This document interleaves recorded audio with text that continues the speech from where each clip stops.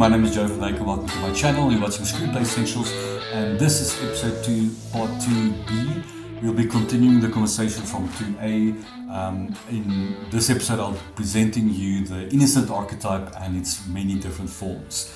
I initially wanted to make this one episode, but it was too long, so I just decided to split it in half. But let's jump into the Innocent Archetype. Okay, then finally the famous Innocent Archetype. These ones are often used as primary characters, as a protagonist, but they're also known to be secondaries, and I will create a later episode that deals with secondary characters. But the Innocent Archetype, in this sense, as a primary character is often famously used. And the Innocent Archetype represents a character that has a childlike wonder. They're very simplistic. They have a belief that people are inherently good, and what stands them out from the rest is that they maintain and uphold this belief that people are good despite the corruption or others who are worn out. They still hold on to that belief that there is goodness to strive for. These characters are optimistic, they are pure, they're purists, they're full of hope, and they can even be dreamers. They see the world through a positive lens, and their goals are often to achieve happiness with their friends and being loved by others and share love. Despite their simplicity, these characters can be very complex and impactful in a story. They often represent the moral compass, and they seek out to also reveal certain truths about human nature and society. They may lack experience of the darker side of life, the corruption, the evil things. They may be even so naive that they ignore those things, that those things exist. So they definitely put that armor on, showing to the world that those things don't exist, and firmly believe in their ideology that people are good and there's better things in life, and strive towards goodness. And their innocence is rooted in them believing in a better world, and people strive towards goodness. The Innocent Archetype have a strong moral code. They are in the good alignment. They believe in the goodness, and they strive towards that, upholding that belief system. Their optimism can be seen as a vulnerability and a power. Their innocence in their belief of goodness can be a source of power, especially to the hero that requires that moment of reassurance. When this main character as an Innocent Archetype undergoes the hero's journey, for example, they often starts off in the ordinary world as a very secure in their belief system, and it's a very secure and happy place, and it requires some sort of fall from grace or a catalyst of change that propels them into the extraordinary, where they experience obstacles that defies their belief system, and they require to take the risks and gain knowledge of how they find their place in society and overcome their naivete to understand their purpose in this complex world. The Innocent Archetype often comes in coming-of-age genres where teenagers or children, they experience the harsh realities of life, and that demands them to start growing up and becoming mature. Their goal is to reach maturity, and they can't stay an innocent child forever. The Innocent Archetype serves as a powerful and strong narrative device. As secondary characters, they often play the role of an idealist. They act as a reminder for other characters about hope and trust and goodness and all the things that can easily be lost by trauma or the amount of conflict that's overwhelming. And having an innocent character as a secondary character definitely helps all the other characters and how they remember about being a good person. In a dark world, their optimism and belief can have a strong impact and influence of the people around them. They may act as a fantastic agent of change, and you ought to use the innocence to drive positive outcomes as opposed to exploiting their vulnerabilities and to make the story even darker. When the innocent is used as a secondary, they may act as a mirror to the protagonist in what the protagonist lacks, or something that the protagonists have buried because of their wound. The innocence can remind them about this goodness that they need to regain. And their interaction with these people can be a fantastic drama, because it allows them to penetrate the armor of other characters who put walls on themselves, and you require the innocent archetype as a reminder, as a mirror, to help them overcome the conflict and solve their world problem in a different, unique perspective. Because the innocent archetype believes in every word they say, when used as a secondary character, they're often ones who rally the hero. They are very loyal and a trusted friend. They are great at pep talks. They have fantastic encouragement and motivation to the hero, and remind the hero to get back on their feet. And the innocent archetype's wholesome nature and habits is very contagious. They're easily persuadable, and can easily convince other apathetic characters to join the cause or join the hero and solve their world problem. And often it's the case that the innocent archetype consider themselves the purpose of providing the joy and the happiness and the goodness in a very sour and complex, devastating situation that people lose all hope. But with the innocent archetype, it reminds the audience and the main characters about that there's goodness and there's light at the end of the tunnel. For an innocent character to be dynamic, their innocence are challenged, and testing their innocence adds an emotional depth into whichever story, whether they are secondary characters or primary characters. And unfortunately, because of their naivete, these innocent characters can be the cause of the problem. Also, they can make a dire situation even worse, and especially through their reckless nature of optimism. And famously, as negative traits, these characters, when they are very naive, they can put other people's lives at risk or in danger. They can be very difficult to reason with, especially when they're fixed on their belief system. They can also have a difficulty when they are very loyal to someone, but that loyalty isn't reciprocated, and they can be crushed by that reality, that harsh reality. And unfortunately, the innocent archetype will break down when they see their loved ones or the people that they admire fail at moral dilemmas, or fail at their own moral compasses, because they have got such a deep trust and admiration for other people in the sense of goodness, that they can find themselves depressed and how they are being disappointed by them. The fear of innocence are also very great. They are people's persons. They want to connect with other people. They want to build relationships. They want to spread their joy and happiness. And when they fail at those tasks, it can really cripple them, especially when getting yelled at and being rejected or shunned or outcasted, or that they fear abandonment. They fear to be lonely. When the innocent archetype experiences trauma, these characters, if they have a premature loss to their innocence, they may manifest a fear of betrayal. They may have difficulty trusting anyone. They can be detached emotionally, and can even form a sort of cynicism about the very things that they, an opposition about who they were in the first place. They are creatures that want to be connected with other human beings, and that sort of thing can spiral them when they are not seen by others or liked by others.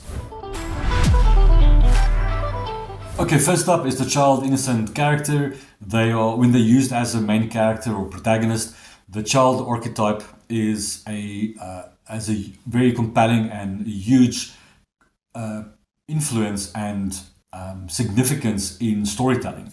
They represent purity, they represent optimism, they embody that wonder of preserving innocence. If you think about parents that trying to protect their child from the world, and also know that they can't protect them forever, and at some point need them to experience the harsh realities in order to mature.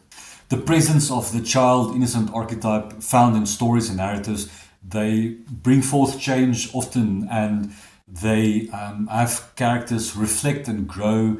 They can even revert back to their former innocence that they themselves have lost, and the innocent child helps them regain that humility, or regain that component of themselves, of human nature, that they have shut away. This archetype is extremely vulnerable usually because of their openness, their naivete, their lack of knowledge about the larger things of the world, especially the darker side, and especially things of evil that they either choose to ignore as well. The child usually resists paradoxes, and in his or her mind, they've got a clear line between right and wrong with regards to seeing everything as black and white. Especially with problem solving, they usually tend to find quick solutions to their problems without thinking it carefully through. But it's important to understand that the innocent child is typically by default not corruptible, or they are clean, they are pure. The world can be corrupt and evil, but they are not. They are almost like this protective shield that prevents that corruption from bleeding in. Unfortunately, through the loss of innocence, when they take part of that world, they become to shed those things of naivete and gullible nature and vulnerabilities that causes more danger than good, and they learn from their lessons, and it's a process of becoming a mature adult like all of we are. And then the transformation part that's very key important as well from the innocent archetype perspective is that through that interaction with the world, they learn to become an adult, learn to become mature. And the innocent archetype can easily become a hero archetype or anti-hero, or even worse, like I've mentioned, they can spiral into an amoral, immoral fashion, and they do bad things for the sake of doing bad things, but they are not innocent anymore. And as well as the orphan archetype. The orphan archetype is not an innocent archetype. I will discuss the orphan archetype in a later episode. There's a special western called Cowboys that shows a ranch owner played by John Wayne to recruit a group of school kids because there's no more adults in the area to help him with a cattle drive. And very reluctantly, John Wayne's character accepts this enormous responsibility to take care of these kids and teach them new skills, as the cattle is very important to move across country. These kids, who starts off very innocent, they soon comes to terms with the harsh realities in which they face themselves, and often are reminded of the dangers and the life and death situations that they face. And unfortunately, due to the antagonist of the villain of the story, the kids are forced to take revenge, which unfortunately signifies that they've lost their innocence but have gained a new level of maturity. The young character Salvatore in Cinema Paradiso is a child innocent archetype. He's characterized by his love for cinema, wide-eyed wonder, and his naive, idealistic worldview of love. He has a pure love for this art form, and it separates him from the cynicism of this world, and this emotional purity is the central component of his innocence. For the most part, the children in Stranger Things are everyman archetypes or every child archetypes. The only innocent characters you see in the group is Eleven, the main character, Will and Dustin. Like the old Goonies gang, these characters stick together, very loyal, they help each other, and even if they have infighting, they sort out their differences, and they go on these grand quest adventures that's often symbolized by the Dungeons and Dragons game that they often play. Eleven is a great example of a wounded child as well as a magical child. And the innocent archetype blossoms through Will and Dustin's characters as well. Will that embodies the purity, and Dustin who embodies the grand adventure optimism and wants to be connected with his friends at all cost. The Boy in the Striped Pajamas is a fantastic war peace type of human drama that shows two innocent characters that sits across a fence. The one being a Jewish child in a concentration camp, and the other a German boy that is the son of a Nazi commander that works at the concentration camp. And they meet each other, they play games, they have fun, they connect with one another. It's a beautiful isolation to connection type story. And the film beautifully juxtaposes this innocence of their world compared to the harsh, brutal reality of the war and the Holocaust that they are oblivious about. In contrast to this, we have the very brutal, violent war film Come and See that showcases a innocent archetype that starts off naive and innocent and is thrown into the deep end where he witnesses the brutal, horrible atrocities of the German soldiers, how they brutally execute people left and right.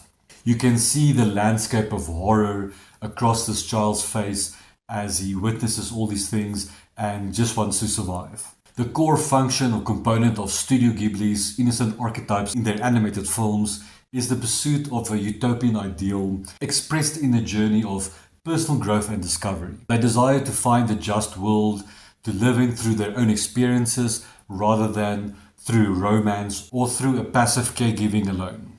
Castle in the Sky is a fantastic example of a hero archetype that meets up with the innocent archetype. Their paths connect or align, and this innocent archetype tries to find the floating castle in the sky.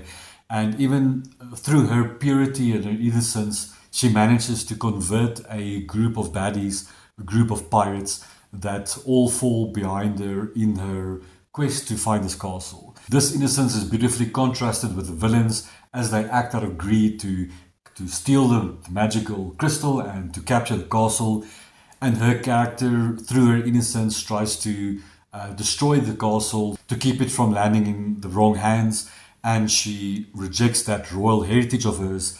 And both these characters remain uncorrupted by greed and lust for power as they resolve their conflict in the story. There's a couple of tropes that we find with the child. We get the child lens when a child character sees the adult world through untainted or uncorrupted eyes, and they challenge the complexities of injustices. For example, in the film To Kill a Mockingbird, where Scout and the lawyer completely sees that world through the innocence of that child, understanding of her simplistic moral compass. Wall-E is a fantastic example of an innocent archetype in the form of a childlike robot. The main character, the little boy in Belfast, is a fantastic example. It's the personification of the innocent archetype. The film is deliberately told through his eyes, through the lens of a child, to emphasize this matter. He doesn't comprehend the nuances of the civil war that they are facing, the conflict between the Protestants and the Catholics. He simply sees his neighbors as normal, ordinary human beings. There's no prejudice through the eyes of a child. He's even smitten by a Catholic classmate, and their love romance is untainted by the corrupted adult world. The young protagonist in Pan's Labyrinth defies the innocence archetype. While she possesses many traits that's associated with the innocent archetype, such as imagination and kindness, her journey is a deliberate subversion of the innocent archetype. She escapes the harsh realities of her world by diving into books and fantasy. Her innocence is not passive, she's very proactive, and her idealism is what allows her to believe in the fawn. While she's not the perfect innocence because of her disobedience, her journey and her story is about the loss of innocence and not corruption. She shows her willingness to choose purity over power. Then you get the magic child like Harry Potter, for example, that carries the weight of the world through their changing destiny. They bring forth some sort of hope where there's no hope to be found. And that miraculous potential within every individual that has that component of a positive change. The little girl from Steven Spielberg's Poltergeist is both a magical child and a conduit innocent. Her innate innocence is the very thing that attracts this malicious, malevolent spirit that also allows the spirit to interact with the human world, making her both the innocent victim as well as the central figure in the supernatural crisis. The iconic horror Carrie centers around a sensitive and withdrawn teenager who endures the abuse at the hands of her mother and the relentless taunting from her classmates at school. This tension slowly builds to a blood-boiled, soaked prom finale in its depiction of a troubled teen who's different in many ways. Then you get the eternal child. This is famously known like Peter Pan or Sheldon Cooper, ones who are almost trapped in that space of being a child forever. And it challenges the norms of growing up too quickly and forcing everyone to mature at a fast pace, whereas it tries to hold on to that innocence of a child to stay young forever and maintain that joy and simplicities of life. A great example of this is like Alien Earth, where we see the sick children that their conscious are re-implanted into cyber bodies, and we see them deal with the conflict, but through the naivete and innocence of a child. And Buster, for example, from Arrested Development, is a great iconic example of staying that eternal child. Then you get the wounded child that experiences some sort of trauma or wound through either their pain or loss or resilience. For example, if you think about Batman, that witnessed the death of his parents, they end up being the good character and try to hold on to their innocence or try to show that positive change in other people. There's a couple of key characteristics that you find with the wounded child. That very importantly, one, their trauma or their wound starts very early, it's often very violent, and it often is the central point or central element of who they are and that identity that they create for themselves, that armor that they put on. And very importantly, that this wounded child, the wound that they experience often motivates them in later life to pursue whatever their super objectives are. Usually it branches off in two directions. The first one is that they, despite their wound that they experience, they still move towards the good alignment and maintain their innocence, and they represent a victory over the traumatic event and still be a good person. Then the other branch goes into the decline arc, where the wounded child becomes amoral or immoral, and they're not innocent anymore. There is in fact a loss of innocence that defines those characters, where they do bad things out of free will, and they are not good characters at all. And as part of their growth journey, they often reject that child, that innocent type that was abused or neglected or experienced a traumatic event, and understand or come to terms that that's an irreversible part of who they are. As for the wounded child that moves towards the good alignment, that keeps their innocence, that tries to maintain their innocence, and also often becomes a saint-like type of figure later on in life, they are very compassionate, and through that suffering that they experience, they are very empathetic, and they see when other people are suffering and they are compelled to help them. This is also often why they move into that caregiving, or they can easily become a caregiver later in life.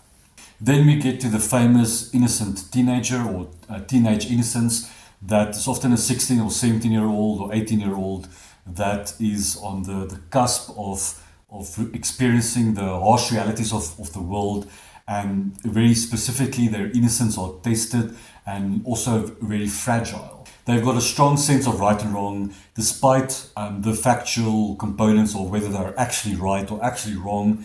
They are most of the times unbeknown to them about the complexities of the world, and that those intentions are pure. However, very positive outlook, very hopeful, a bright future. They believe in that the people are inherently good and that the world is a good and safe place. Their simple goals like belonging, pursuit of happiness, and just a peaceful lifestyle is often in contrast with other characters in the story, especially when they are a main character and they're the only one that tries to uphold that sense of tranquility and peace and happiness, and everyone else around them are gloomy and depressed and suffer from the shackles of life. The innocent teenager's open-minded and kind nature often affects people around them. They're a catalyst of change, and especially the fact that the innocent archetype with regards to the teenager is known by the loss of innocence, whether they are on that precipice of who they will become, much like Bruce Wayne, Batman, that developed a code not to kill anyone. And because of their limited life experiences, these innocent teenagers are naive and gullible and vulnerable and put other characters often in danger. They come from sheltered backgrounds in those safe space areas, which makes that journey crossing over to the adult world very jarring and very difficult for them to cope with. The film Bubble Boy is a great example of an innocent teenager who is isolated from society because of his parents, and until he eventually learns the truth and breaks free like a butterfly from a cocoon. The film Me, Earl and the Dying Girl doesn't feature the innocent archetype in a traditional sense, but portrays the innocent perspective of its protagonist, who navigates complex and emotional terrain through the lens of an innocent, of detached observations and quirky filmmaking. As the romance character's illness worsens and death is creeping closer, he creates a film for her that is a genuine act of friendship and intimacy that steps him into a level of emotional maturity, which is a testament to his growth from innocence to a more profound understanding of life and love. The film Perks of Being a Wallflower shows a teenager who starts off as an innocent archetype, naive, pure intentions and his unspoiled view of the world. However, his tragic past complicates this image. The other two characters also represents elements of the innocence, where the one is a hopeful idealist and the other one a source of joy. The main character's openness is often a mirror that reflects the virtues and vices that surrounds him. Then lastly, you get the nature child. This would be like Mowgli from the Jungle Book, or even Tarzan, that never lost their innocence and they've been raised by nature itself. Even with the myth of how Rome started with Romulus and Remus, that being taken care of a wolf. So whichever type of child that you use, just know and understand that not all children are innocent archetypes. There are children who are amoral and immoral, and they want specifically a child that does bad things for the sakes of doing bad things. They are not innocent at all. The innocent child, the innocent teenager, and the innocent child are ones who represent that purity, that innocence, that a mother would protect that child from the dangers of the world. Then, of course, when we move to the adults, you can also find the innocent archetype in adults, especially men or women that still have a childlike wonder and they are untouched by the darkness or the complexities of the world, and it's almost like they have been protected from all of that stuff, and they almost like live a saint-like type of life and perspective. Their motivations are often genuine. They've got an unwavering faith in whatever they believe in, a cause, and they often want to see the goodness in people. They often have a very straightforward, uncomplicated view of the world. A great example would be the historic period movie Hacksaw Ridge, where the character wants to join the war but don't carry a gun into war and have no desire to kill people, and actually were there to save his brothers. The adult innocent's core desire is happiness and to create a world where there's peace and tranquility, and maintain their own purity, and tries to inspire others to also do that same, and by also keeping that optimism alive. And despite their flaws, and they can have many flaws, these characters possess their intentions are good and they desire to do the good thing. But on the downside, their overabundance in their trust and loyalty and friendship, and just lack of awareness of the bad things in life that can push them into a bad and horrible circumstances. They often learn the hard way when they hold on to that belief of that every person is a good person no matter what. Usually in those type of stories, they will find every bad person that ever existed. Forrest Gump is famously known as an innocent archetype due to his pure-hearted optimism, unwavering belief in the good of the world, and simplistic view of life, which aligns with the innocent core desire of happiness and faith in humanity. While he seeks connections and belonging, these are not his primary motivations. His defining traits are his childlike wonder and positive spirit, not fitting in or belonging to a certain ideology. A film starring Peter Sellers, Being There, is a great example of an adult, innocent, everyman character who lives a sheltered life, isolated from society and social norms and emotional understanding. He's forced to take the streets, in which he meets a rich couple and they invite him as a guest. The innocent archetype is beautifully shown through this character in his nature as a force of uncorrupted truth, and as much as he misunderstands the world misunderstands him in a humorous, satirical fashion, and the writers of the film saves this character from a corrupted world, and even shows a bizarre ending where the character is so pure and so innocent that he's able to walk on water. The main character in Get Out is a great example of an innocent archetype where he's pure and optimistic. He believes in the good of life and he just wants to connect with others. But unfortunately, through his naivete, this makes him vulnerable as he comes across a very racist and very evil family, his girlfriend's family, that eventually is a fight or flight type of survival genre. And this highlights the potential darkness that can fall upon an innocent archetype, especially when they're confronted with evil. The main character in Lars and the Real Girl can be seen as a holy fool type of innocent archetype. Despite the awkwardness and the perceived madness that everyone thinks he is, he demonstrates a deeper spiritual and childlike purity. And as the story unfolds, we learn that the character isn't mentally ill, he's just simply sick and tired of the world and the people who treats him badly, his rejection, and just simply one that wants to create his own reality that he controls. Then you get the lawfully innocent adult or the wrongfully accused adult. This is where your character gets wrongfully accused for a crime and now they have to try to prove their innocence, and usually it's other people helping them or they figure out in some way or another, and time is usually against these characters, but they are innocent from the beginning till the end, but everyone is against them. Huge stakes are involved, risks are involved, and they often show that resilience at the end of the film, how they overcome all of the negativity and stick their heads above water. Alfred Hitchcock's iconic film The Wrong Man beautifully shows this wrongfully accused character that has been accused of a crime that he didn't commit, and as the story unfolds, it rips his family apart. His defense attorney proves the alibi as he gets loose or free, but unfortunately this entire event caused a lot of damage with his social and family life.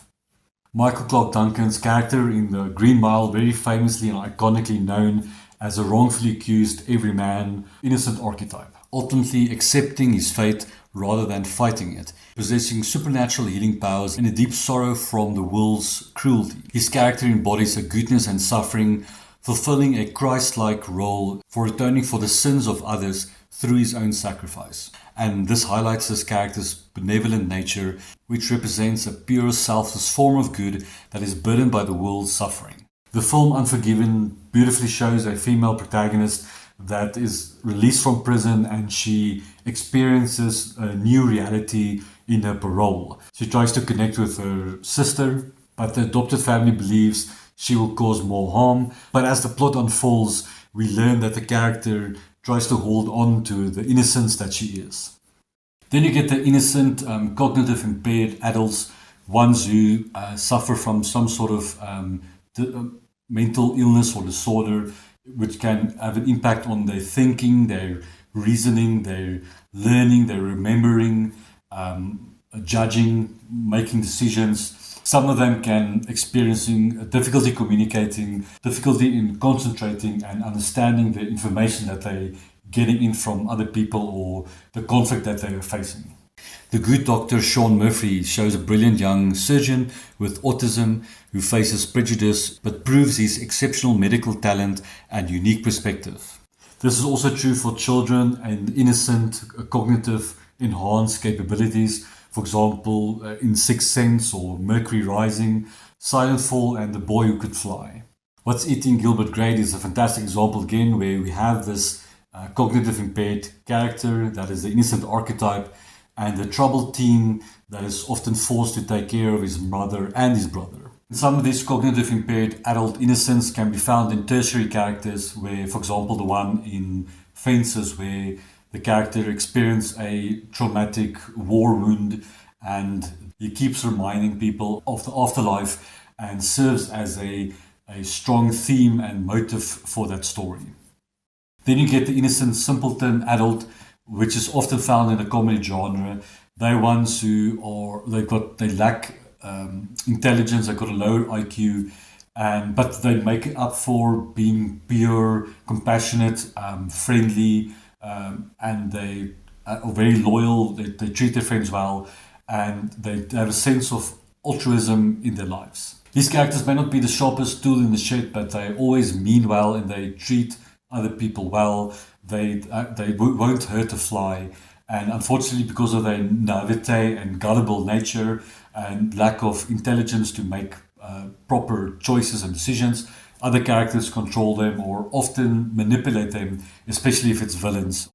The iconic Joe Dirt film shows the everyman innocent archetype that goes on a grand adventure to try and find out what happened to his parents, and he maintains a positive outlook in life despite what the cruelties of the world is thrown at him. He undergoes a change arc from seeing the world through a child lens to everything and experiences of the world and the harsh realities and the truth of his parents. The Hardsucker Proxy is a great example of almost a semi-simpleton type of main character who works at a firm where a CEO jumps to his death and the board members decide to hire this character to take control of the company, knowing that he will fail, and they bet on the failure so that they can become rich. His innocence is juxtaposed with a reporter that shares that same cynical, rotten behavior, that puts on a mask to play the part in order to investigate the company, and both of them form a strong connection in how they unravel the truth. He experiences a rise and fall, a rags to riches type of story, and she experiences a change arc. Burn After Reading shows another type of simpleton that helps his friend, the main character, obtain the means to pay for expensive plastic surgery, but remains a sweet and compassionate person.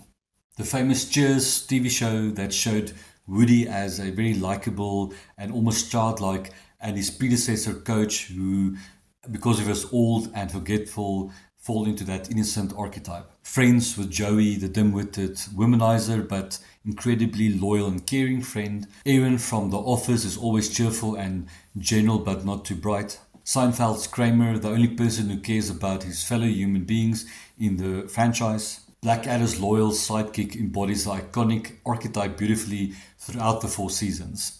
An exception to the rule where the innocent simpleton can be flipped on his head, for example, the very intelligent Moss from the IT Crowd that shows an innocent character who has been separated or isolated from society, that has no social skills, and he portrays this arrested development character as well as the eternal child.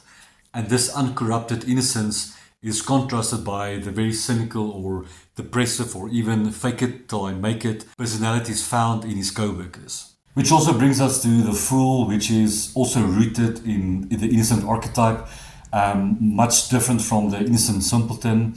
But I will discuss the Fool later on when I deal with the comic hero or the comedy protagonist. I want to group those characters together, and I'll probably reference again the innocent simpleton. Then this also brings us to the caregiver, which is also rooted in innocence, but I'm not going to go into detail with this character or this archetype in this episode.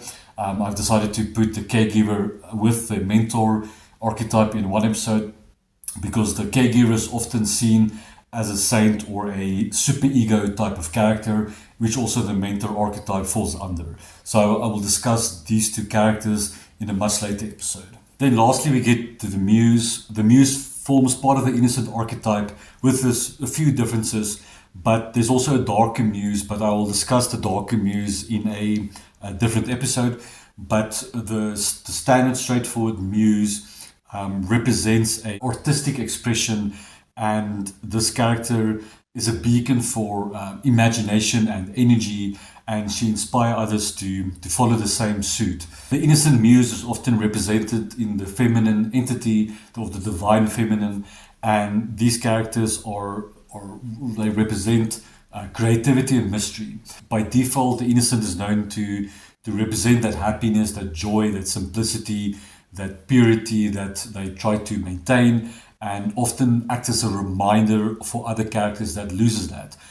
Whereas the muse, as an innocence, she represents a sense of creativity, magic, communication, and inspire others without corruption. The muse is often found in the neutral alignment, any of the 3: lawfully neutral, true neutral, which is often the case, or chaotic neutral. And she is free and untamed of her expression. She's fearless of what she wants to feel, and she's very dynamic in who she wants to be, which is why she is perfectly situated in that neutral alignment.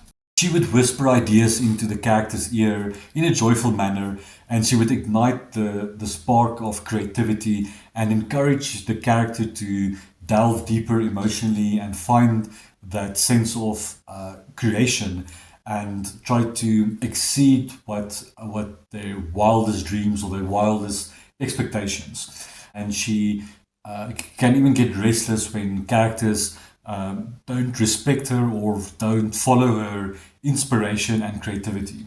The standard muse also has a sense of innocence, but unlike the innocent archetype, who often acts like a mirror and wants to maintain that innocence without corruption, the muse acts as an inspiration for artistic creativity.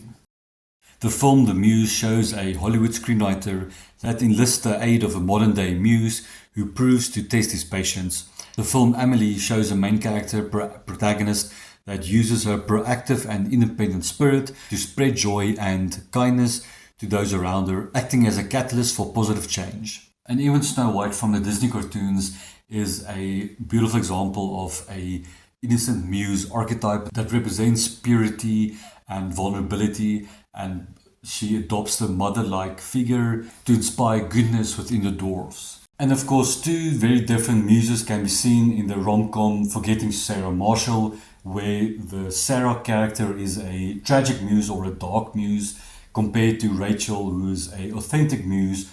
Sarah's inspiration for Peter's music, but her influence is very toxic, whereas Rachel's effect on Peter's inspires him to reconnect with himself, his true self, and his art.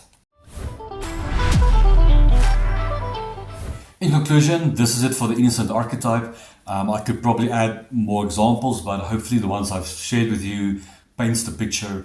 And also packaging the Everyman archetype in 2A as well as the Innocent Archetype in 2B, so that you have a firm understanding of what these archetypes are.